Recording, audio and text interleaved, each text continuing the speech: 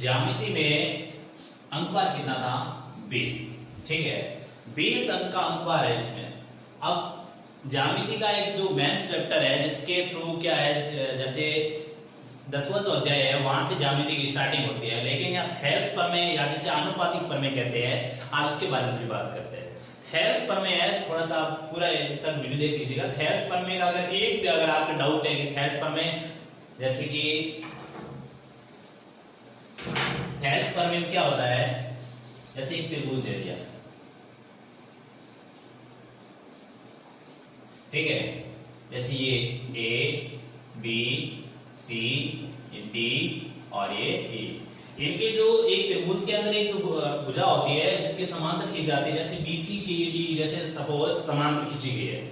अब थेल्स पर पढ़ेंगे, लेकिन उससे पहले थोड़ा समझ लो, ठीक है। जैसे ये त्रिभुज है, इसके जो डी है बीसी के समांतर जैसे खींची हुई है, तो इसमें जैसे थेल्स पर में लिखते हैं जैसे एडी बटा डीबी इक्वल एई बटा ईसी।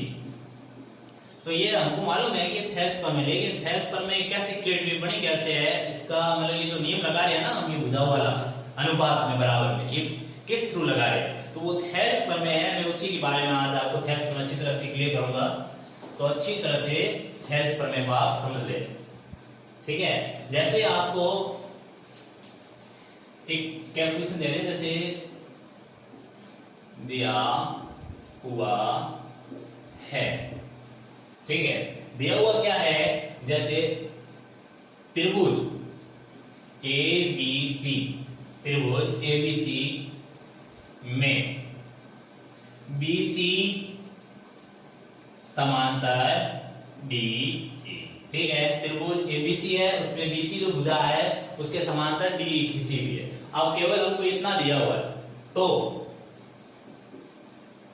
या फिर सिद्ध कीजिए, और जो सिद्ध कीजिए वही हमारे थेल्स प्रमेय है कि चलो एक पहले डायग्राम बना लेते हैं। जैसे ये त्रिभुज,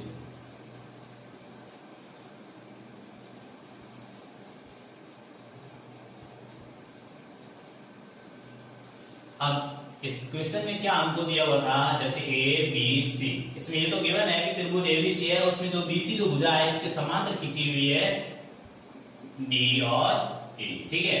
अब ये हमको दिया हुआ है, अब इसके थ्रू हमको क्या बताना है कि एडी, ये जो पार्ट है छोटे वाले त्रिभुज का, एडी बटा डीबी बराबर एई बटा ईसी, ठीक है। अब ये हमको सिद्ध करना है कि जो अनुपात में मैंने टुकड़े लिखे बराबर कैसे है, अब वही सिद्ध करेंगे। अब देखो दिया हुआ जो चीज है वो हमारे लिए पर्याप्त नहीं है, इसलिए हम गणित का रूल होता है, जैसे माना जाता है या फिर रचना की जाती है, तो इसी तरह हम यहाँ पर इस क्वेश्चन में रचना करेंगे, और जिसके द्वारा हम ये वाला सिद्ध कर पाएंगे, बिना रचना के नहीं हो पाएगा। तो रचना में ज्यादा कुछ नहीं है, जैसे रचना आप करेंगे, पहले तो क्या कर लेते हैं, ये जो बी कॉर्नर है और वो डी, पहले तो इनको मिला लेंगे, ये थेल्स प्रमेय या आनुपातिक प्रमेय है, इसलिए ध्यान से इसको समझिए, और डी को सी से मिला देते हैं। नेक्स्ट स्टेप क्या करेंगे, ये जो बिंदु डी है यहां से, और वो सामने वाली भुजा या एसी कह लो या एई कह लो, कोई भी कह लो, ठीक है, बिंदु डी से एई या फिर कह लो एसी पर हम क्या डालेंगे, लंब, मतलब 90 डिग्री का कोण बनाएंगे, यहाँ पर लंब डालेंगे, ठीक है। एच टू एच, जहां जिस तरह से हमने डी से सामने वाली भुजा पे डाला है, उसी तरह जो ये ई बिंदु है यहां से समूह भुजा पे डालेंगे, या एडी कह सकते हो या ए या बी, ए बी कह सकते हो, एडी कह सकते हो। तो बिंदु जिस तरह से डी से सामने वाली भुजा पर लंब डाला है, उसी तरह ई सी डालेंगे, ये डाल दिया, ठीक है। और यहां पर नाम लिख लेते हैं, ये पी और ये क्यू, ठीक है। अब ये हमारी रचना हो गई है, तो यहां लिख लेते हैं B को E से, व B को हमने जिस तरह E से मिलाया, और C को D से, C को D से मिलाया। अगर क्या किया था हमने, DQ, ये जो DQ है ये हमने लंब डाला है, लंब का साइन है, किस पर लंब डाला, ए लिख सकते हो या AC, कुछ भी लिख सकते हो, तो AC लिख लेते हैं, मूल भुजा वही है इसलिए, ठीक है।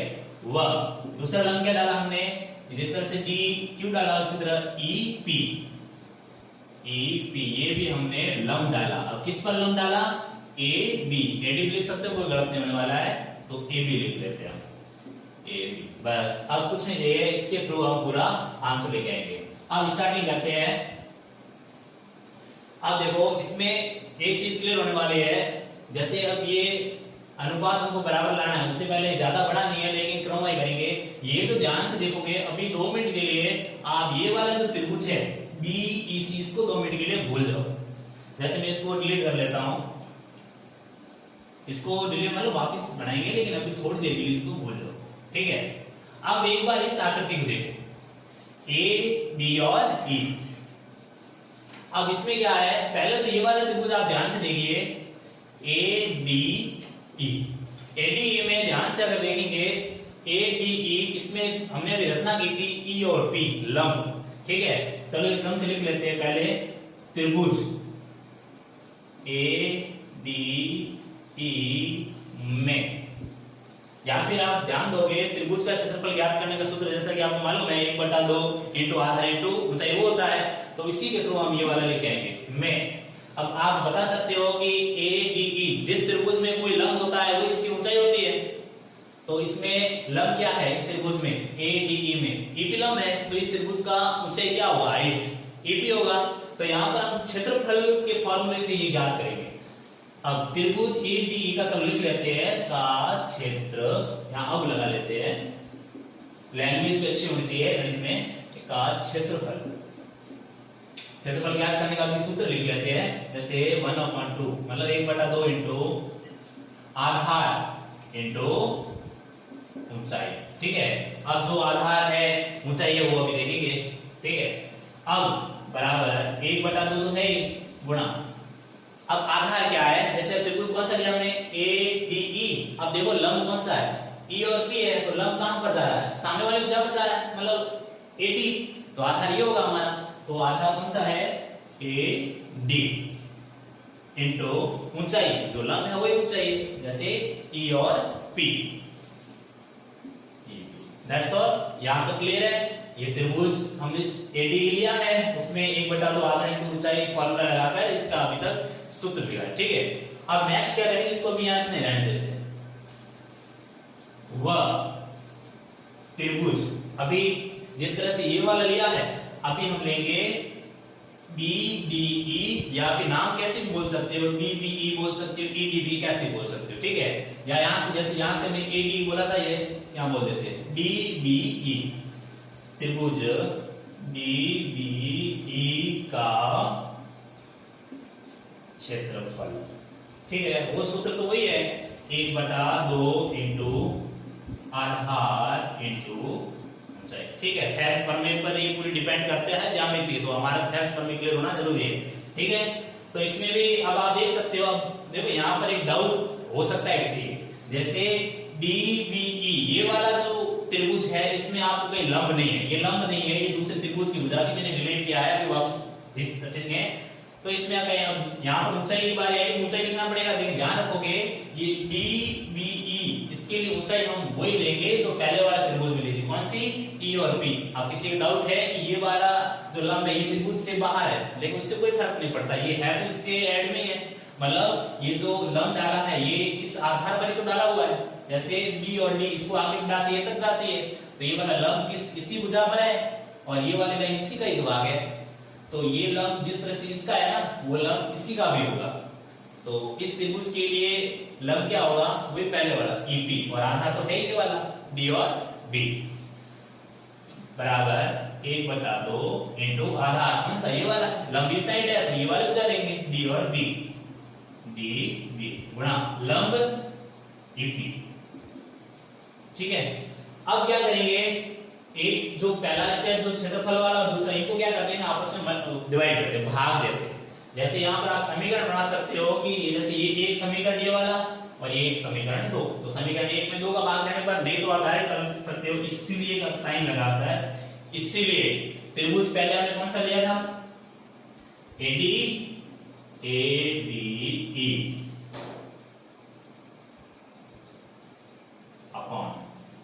दूसरा त्रिभुज कौन सा लिया था? त्रिभुज DBE। ठीक है, अब यहां इनका क्षेत्रफल लिखा था हमने, तो AD का क्षेत्रफल बटे DBE का क्षेत्रफल बराबर लेफ्ट साइड डिवाइड में आ गए। लेफ्ट साइड जैसे क्षेत्रफल था वो लिख लिया, और दूसरे में लेफ्ट साइड ये था लिख लिया। अब राइट साइड में जो फॉर्मूला वो लिख लेते हैं। राइट साइड में हमने सॉल्व यहां तक किया था, तो ये पहले लिखते हैं, त्रिभुज पहले ये लिखा, तो इसका जैसे 1/2 मल्टीपल AD और EP डिवाइड। अब दूसरे का क्या लिखा था? ये वाला है 1/2 गुणा DB गुणा E और P। अब ये क्षेत्रफल देखो, जैसे यहाँ पर ये वाला लिखा हुआ है ना, ये क्षेत्रफल के इक्वल भी कर सकते हैं। कैसे?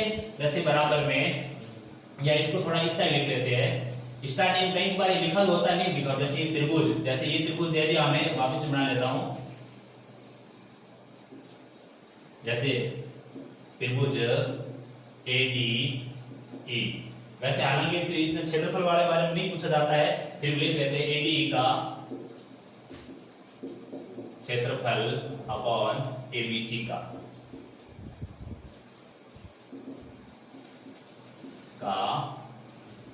क्षेत्रफल बराबर AD बटा DB बराबर AE बटा EC। मेन चीज हमारे कुल मिला के ये है, हमको इक्वल में मतलब ये सिद्ध करना है, ये अनुपात इन दोनों को बराबर मिलेगा, इसका कोई इंपॉर्टेंस नहीं है, तो हमको ये बराबर में ले जाना है। अब देखो यहाँ पर ध्यान रखोगे तो क्या चीज क्लियर हुई है कि ये वाला त्रिभुज जैसे क्षेत्रफल लिख रहा है, ये भी 1/2 है, ये भी 1/2, ये तो डायरेक्ट काट सकते हैं। ठीक है, ये भी EP है और ये भी EP है, ये भी डायरेक्ट कट जाएगा। फिर क्या रहेगा? AD बटा DB। ठीक है, ध्यान हो तो पहला जो हमको स्टेप था वो क्लियर हो चुका है। तो यहां पर लिख लेते हैं बराबर AD बटा DB। यहां तक चीज क्लियर है? त्रिभुज का क्षेत्रफल, दूसरे में DB का क्षेत्रफल, इनको डिवाइड किया, डिवाइड करने के बाद ये कैसे काटे, फिर लास्ट में क्या रहा? AD बटा DB। इसका नाम रख लेते हैं समीकरण 1। ठीक है, समीकरण 1। अब अगला स्टेप क्या है, ध्यान से देखेंगे। जिस तरह से हमने इस साइड ये वाला त्रिभुज लिया है ADE और DBE, इसको जिस तरह से हमने पूरा करके क्षेत्रफल का नियम लगा के किस तरह से AD बटा DB बराबर लेके आए हैं, वैसे अब क्या करेंगे, इधर वाला लेंगे अभी। अब जिस तरह से इसको 2 मिनट के लिए आप बोल दो। ठीक है, अब क्या करेंगे, त्रिभुज तो वही रहने वाला है, बस चेंज एक चीज होगी, वो है लंब। ऊपर वाला त्रिभुज जैसे अभी पहले लिया था, इसमें भी कौन सा था? ADE था, तो यहाँ पर भी ADE त्रिभुज रहेगा, ऊपर ही चेंज नहीं होने वाला। लंब है वो हमारा चेंज होगा, जैसे पहले लंब क्या था? EP था, अब लंब हो जाएगा DQ, और नीचे जो वो त्रिभुज चेंज हो जाएगा A, जैसे यहाँ पर था हमारा C, DCE। एक चीज ध्यान रखोगे, ये आपको यहाँ चलो किसी के कंफ्यूज अगर होगा तो यहीं पर ही होगा, जैसे मैं वो बाद में बताऊंगा, मैं पूरा लिख के रहूंगा, जरूर डाउट आएगा, वो डाउट भी क्लियर हो जाएगा साथ में। अब जैसे जान दो, अब जिस तरह से ये लिखा है इसी प्रकार लगा के, इसी प्रकार, अब क्या होता है, इसी प्रकार लगा के डायरेक्ट लिखा जाता है, लेकिन मैं आप पूरा लिख लेता हूं, ध्यान से देख सकते हो।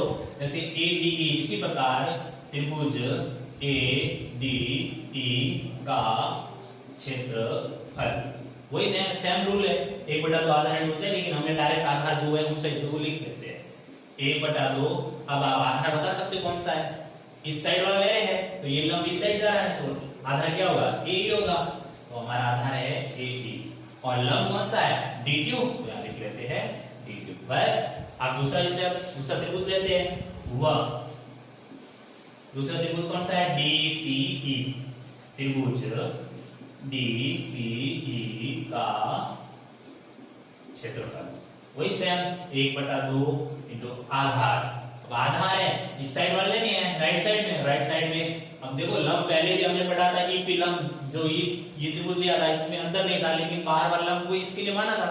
अब DCE ले लेते त्रिभुज, इसमें तो आधार आपको मालूम है, इसी लिख लेंगे, लंब DQ बाहर है, लेकिन इसके लिए भी लंब DQ ही लेंगे, वो पहले आपको बता दी मैंने। तो BC आधार हो जाएगा और लंब है DQ। ठीक है, अब ये दो चीज बन गई है, इसीलिए जो यहाँ पे किया वो इससे यहाँ पे करना है। इसीलिए पहले वाला त्रिभुज जो क्षेत्रफल लिखा था AD, इसको ऊपर लिख लेते हैं और नीचे लिख लेते हैं DC। इसीलिए त्रिभुज ADE का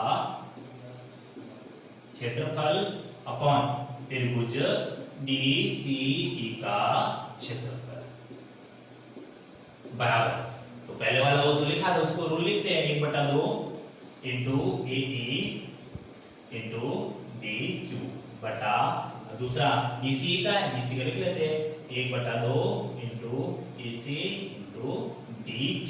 ओके, अब वही कट रहा है, काट लेते हैं 1/2 से 1/2 कट जाएगा, DQ से DQ कट जाएगा, फिर क्या रहेगा AE बटा EC।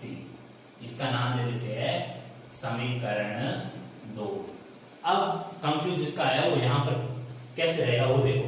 अब एक समीकरण और दो समीकरण में आप 1 और 2 से आप डायरेक्ट लिख सकते हो कि AD बटा DB बराबर AE बटा EC। लेकिन किसी को थोड़ा डाउट है कि बराबर लिखने के लिए कोई एक लेफ्ट साइड या फिर राइट साइड बराबर होना चाहिए, लेकिन यहाँ पर ना तो लेफ्ट साइड बराबर है ना तो राइट साइड बराबर है, क्योंकि राइट साइड में तो AE बटा EC है और दूसरे समीकरण में राइट साइड में AD बटा DB है, और उसी तरह लेफ्ट साइड में ये तो AD है ये भी AD है, तो चीज ठीक है, लेकिन यहाँ पर त्रिभुज DCE दिया हुआ है, यहाँ पर दिया हुआ है DB।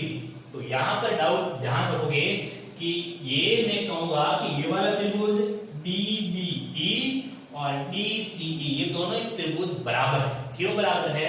पहले से हमें दिया हुआ था कि त्रिभुज में BC और DE क्या है, समांतर रेखा है, पैरेलल है।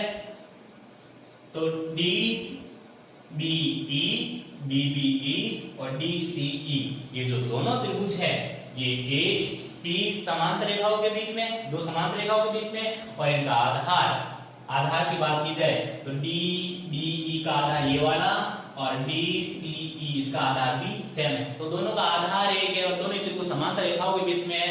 तो ये गणित का रूल है कि एक ही आधार और समांतर रेखाओं के बीच में जो दो त्रिभुज होते हैं तो उनका क्षेत्रफल क्या होता है, बराबर होता है। तो आप वो चीज देखो, ये कॉमन चीज आपको मालूम होनी चाहिए, लेकिन आप यहाँ कारण लिख भी सकते नहीं, तो आप डायरेक्ट वो रूल क्योंकि दिया हुआ है उनको लिखने की जरूरत नहीं इतना बड़ा, तो इसीलिए लगाकर,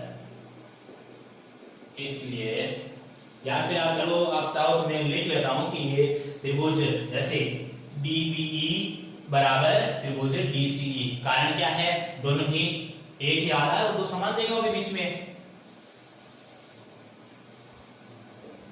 या फिर आप समीकरण 1 व 2 से समीकरण को हमको एक बार मालूम होनी चाहिए, ठीक है, ध्यान में रखना है परीक्षा में। ये थेल्स प्रमेय है, इसको समझ रहे हैं तो थेल्स प्रमेय में हालांकि चांस कम होता है एग्जाम में आने का, लेकिन इसका जो रूल होता है ना जो हम लिखते हैं क्वेश्चन में, जो ज्यामिति का मेन आधार है ये, तो ये हमको मालूम होना चाहिए कि कैसे बनना है, ठीक है।